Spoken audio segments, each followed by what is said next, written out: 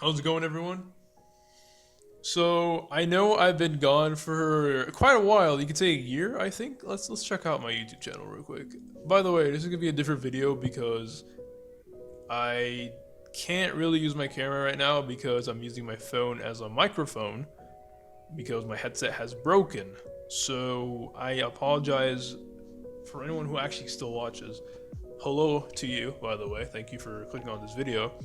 Um, yeah, this is gonna be more of a, I don't want to say podcast, but I'm just gonna be talking. Just put the video down like on the side and just listen to my voice as I ramble about Attack on Titan because I feel like I need to talk about it right now, especially because it's ending soon. As you know, Izuyama, if you don't know, Izuyama tweeted, well, he didn't tweet, sorry. He said on live television on an interview, I think last month, that the story is 95% complete. That's a big number. So which means 5% of the story remains to be told. And I think someone did the math about that, and they concluded that it would mean that the story will end on 134, 135, I don't know. Take it with a grain of salt. We don't know exactly when it's going to end, obviously. But we'll see what happens. Anyways, I want to talk about the current state of the manga, the current plot points, what I think will happen, what I think of the stuff that did happen, and just ramble about some, just the thoughts I have in my head that I just want to talk about because they're just there, Why not? Just want to ramble about, yeah. Yeah. Okay, so first, let's talk about the current. First of all, I hope everyone's doing fine. How's everyone going? Hopefully y'all are safe in the quarantine or not, wherever you live. Hopefully, stay safe out there. Kind of dangerous times. So, last we've read the last chapter that came out of this recording was chapter 129, titled wait, actually, the scan's called a nostalgia, but the official title is. Let me look it up. Wait, so I'm not getting it. Oh yeah, it's called retrospective. So, chapter 129, retrospective. It was pretty good. I'm not always a fan of chapters that are more heavily battle based. I think anyone that knows me knows this. Unless the payoff was worth it, like it built up to a battle, which I'm not saying it didn't, right? I'm always a fan of the ones that are a mix of battles and dialogue, which is why 128 was more favorable to me, more favorable, especially the beginning. The beginning of 128 was really good for me. I really like that. The later part, not so much. But anyways, 129. It was one of those chapters that just had to happen to, move the plot forward. I don't want. It's not filler. I'm not saying it's filler, by the way. But it's one of those chapters where nothing big happened revelation-wise. It was just a cool chapter to read. It wasn't bad, but it wasn't like my top 10 chapters ever. Anyways, in 129, it starts off pretty rough, like Connie and Armin devastated, which was horrible. They had to kill their friends, which I know a lot of readers don't even know who the fuck they were that they killed. But if you know who they were, you know who they were. Not that, they're not very important, but they do exist in previous episodes of the series.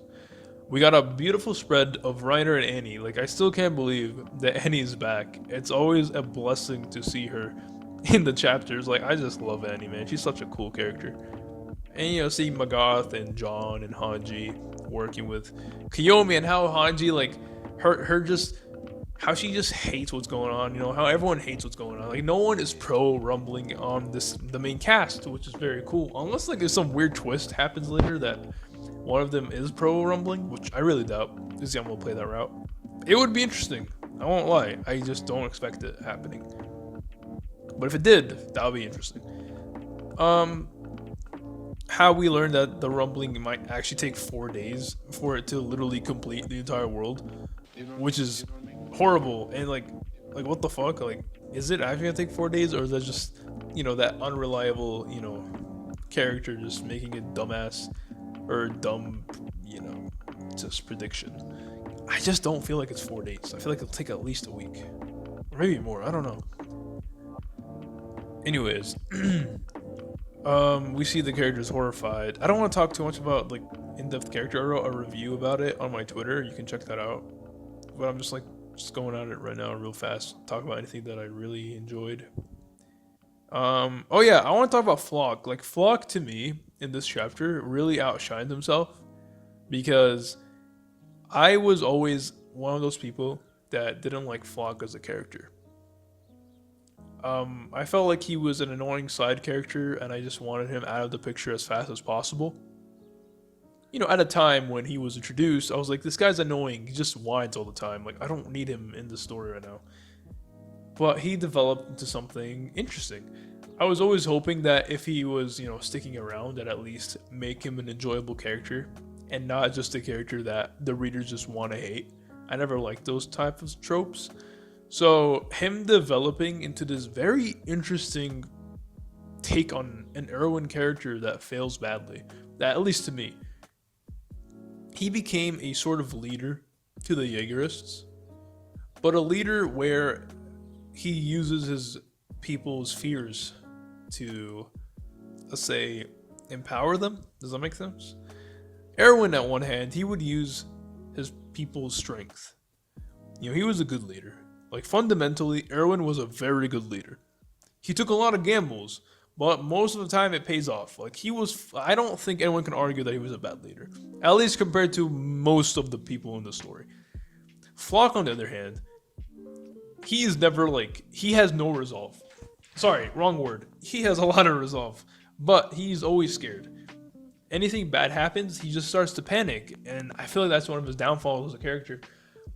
But at the same time, he always uses fears to control his people, and that's where, his Erwin personality kind of diminishes.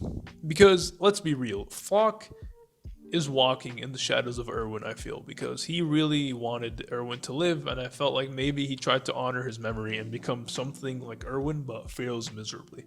However, I still enjoyed him as a character now once I learned this about him. I don't know if that's what Isayama wants, that's just what I feel Flock is as a character. So, a battle happens. Falco, too pure for the world, rushes and becomes a Titan, which is crazy. I already knew about that, by the way, before I read the chapter, disclaimer. When the leaks were coming out, I opened Twitter and I saw a text that says Falco's Titan, blah, blah, blah. So I already was anticipating it happening, but still, his Titan form was crazy, man. I did not expect that. Like, it was to me, it was like a harpy, but at the same time, you can say that it looks like a falcon, obviously. So I felt like maybe his Titan was just symbolic to him as a character, and I'm very interested to see how that is going to go moving forward, because while the story is ending, I just don't feel like the Titan plotline, or like the shifters aren't very relevant. You know what I mean? The only thing I care about right now is how they're going to proceed to go to Eren, and how that inevitable dialogue between Eren and his friends is going to happen, because that's going to be the golden point. Like, once that happens, it's going to be crazy. Like, I don't know what's going to happen, but I can guarantee you it will be insane. So, yeah, I don't want to take too long to talk about the chapter, but that's what I think is happening. And what I think is going to happen with the next chapter is when Gabby shoots down Flock, she shoots him on his, let me just look, on his right arm, which is interesting because I'm not sure what the condition on his arm is right now, but how like the art is, how Isayama drew him looking like his arm exploded. I felt like that was him trying to reminisce Erwin in some degree. You know what I mean? Like, he's literally Erwin right now, but the bad version of Erwin. So I thought that was cool. Obviously, Flock falls down into the ocean, but I don't think he's dead. Because say what you want about Gabby, like I don't hate her as a character. I just don't think she has the right to kill him in a writer standpoint. Because Flock and especially John, okay, John and Flock have had an interesting dynamic building up as a subplot. I felt very small subplot, but it exists throughout the arcs after the time skip. John to me, I feel he is a pacifist when he can be one. He understood, especially after the uprising arc, that he has to kill some people, or he will risk his friends dying or himself. So I feel like John will try to go to the pacifist route if it's possible, but if it's not, he will, kill. But on the other hand, you have Flock who doesn't care about that. If he has a chance to kill his enemies, he will, even if peace is an option, because he believes fundamentally that they deserve the suffering that his people suffered through all these years. That is totally justified for random civilians or soldiers to die, even if they surrender. So I always liked that. I always liked that dynamic between them. And I felt like it was boiling up, especially after the rumbling happened and they were inside the castle, how Flock basically belittled John and how John looked hopeless. And I felt like John really, like at that point, he probably wanted to kill Flock. But obviously he can't do that because he's surrounded by like literally the entire Jaegerists. So I think Flock did fall into the ocean, yes, obviously, but I think he's gonna jump onto the ship, and the next chapter will be a final encounter of all this dynamic relationship built between John and Flock finally explode, and they'll have a massive, okay, not massive, but they will have the final showdown, and I think they will both die. I don't want John to die. I love John as a character. I want him to live and survive, and I want him to be there in the final chapter. But I do believe this is it. I think this is it. I think he's dead. Who knows? By the way, from the time I'm recording this, there are no leaks, so I'm not reading any leaks. If anyone, disclaimer. So far, there's nothing out. But yeah, John, 100%. I feel like he's gonna die next chapter with Flock. They both need to die for their arcs to conclude. Because, you have this criticism that's being played right now in the community. I don't want to talk about that. Lately, every time you go and just look at the Titan... I use Titanfolk, right? As a subreddit. I know a lot of people don't like that subreddit. But I really enjoy it because of all the memes. And sometimes there's all like cool discussions, and a lot of the times we would use the pre-discussion thread to talk about things. So I want to talk about the community as a whole. After the rumbling happened, especially after the "We Will Save the World" or "Sound to Save the World" chapter came out, there's been a lot of negativity in the community. You have the whole Jaegerists and the whole pro-rumbling and, cringe Avengers and whatnot. It's been a very toxic environment lately for an AOT fan in the community.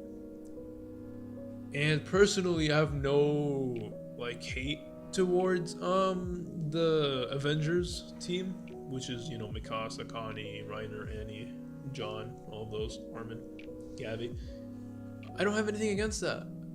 Because personally, on a writer's standpoint, it makes sense that they want to save the world. I don't see anything wrong with that. They want to save the world. I don't see anything wrong. They're not just gonna sit there and accept Eren destroying the world. No, hell no. That's not gonna happen. Not in a million years, unless one of them's a traitor. But yeah, I don't agree. I don't like. I just don't like going there anymore. But at the same time, I always tell people that just relax, just chill, just wait. A lot of the times, if there's any criticism, is because it's a subplot that's being, or just a plot point that's being built up to chapters, and eventually, once everything comes together, most of the time people are in understanding of, okay, that makes sense. Okay, that's what he's trying to write. That's what he's trying to build up to. Okay, cool. Most of the time, when an arc ends, it ends awesome, like awesomely. And I think everything here will happen too. I don't know if he's gonna nail the ending. No one knows. Okay, endings in general are always that hit or miss. But at the end of the day, I'm not scared because Izayama has been writing something he believes in that is, faithful to his vision. He's not being forced to change it. He's not being forced to rush it, to make it longer. I mean, at least to our knowledge, and just from the way everything is being written and adding up and whatever. Nothing feels out of place for the most part. So that's why, whatever happens, I'm gonna accept the ending. I don't know if I'm gonna like it or hate it, but I will accept it as Izayama's story, and I'm just glad that he is having the time to write what he wants to write, and I'm just glad I'm there to enjoy it and see what he wants to say at the end.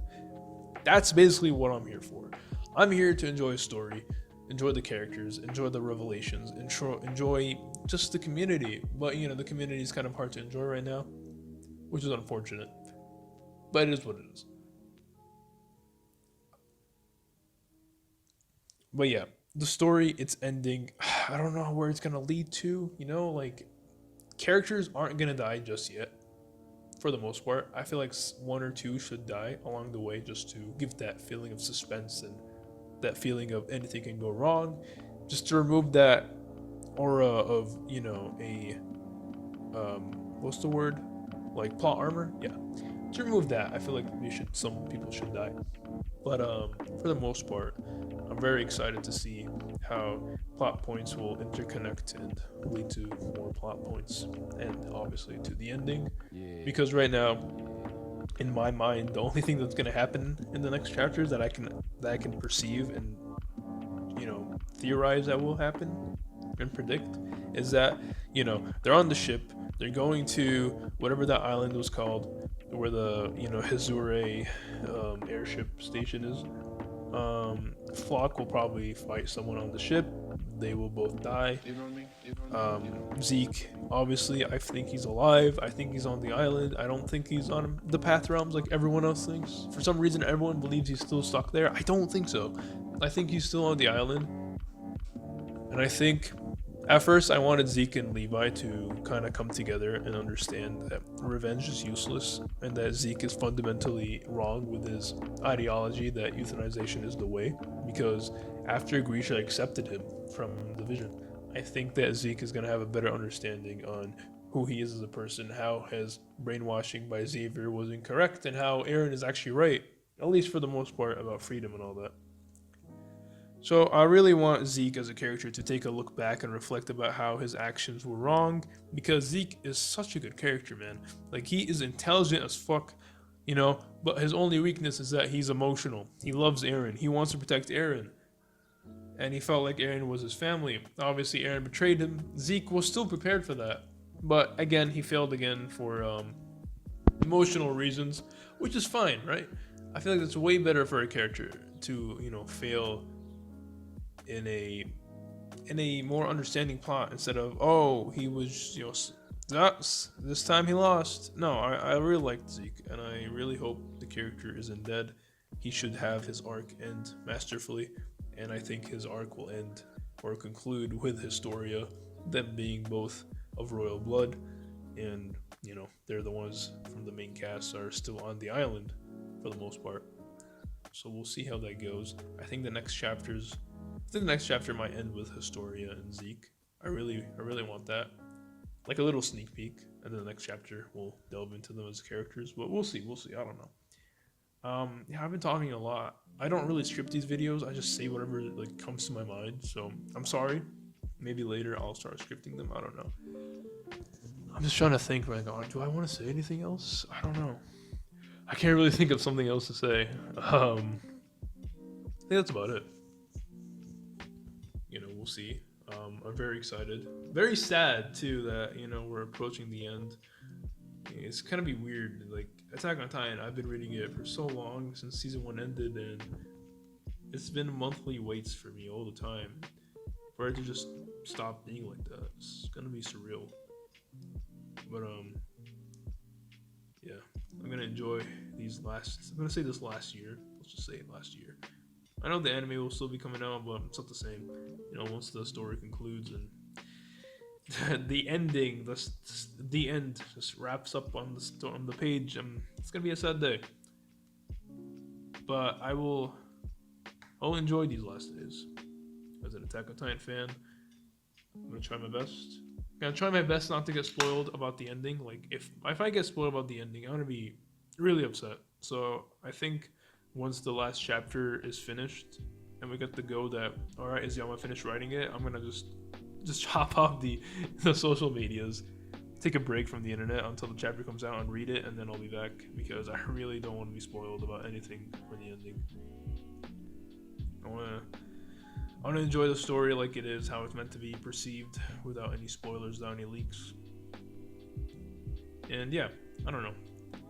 Thanks for listening. First of all, if you're still here, I'm interested to hear what you guys think. If anyone is watching, I do have ideas for videos. I just never have the time to make them. Like I've been always thinking of making character analysis videos, especially for Zeke Yeager. I feel like he desperately needs a video, and with me talking about things about him because I feel like he's very underrated as a character, he's not underestimated. No, that's the wrong word. Just I don't know. We'll see. I was gonna make a video for him, and I was gonna make a video for Peak Finger, and who else? Maybe Annie. We'll see. I don't know. Maybe Magath. That ending hit, man. When 129 ended, I was really sad. Like how Magath and Shadis concluded their arcs was so perfect. But yeah, I don't want to ramble about that. You can read my review about 129. It's on my Twitter. I can just link the review on the description. Actually, never mind. Let's do that. And yeah, hopefully you guys are you guys are living life, living good. Have a good one, man. Like, just remember, stay safe, man. Enjoy. Stop. Here's another thing I just want to just randomly say, especially because of these recent weeks.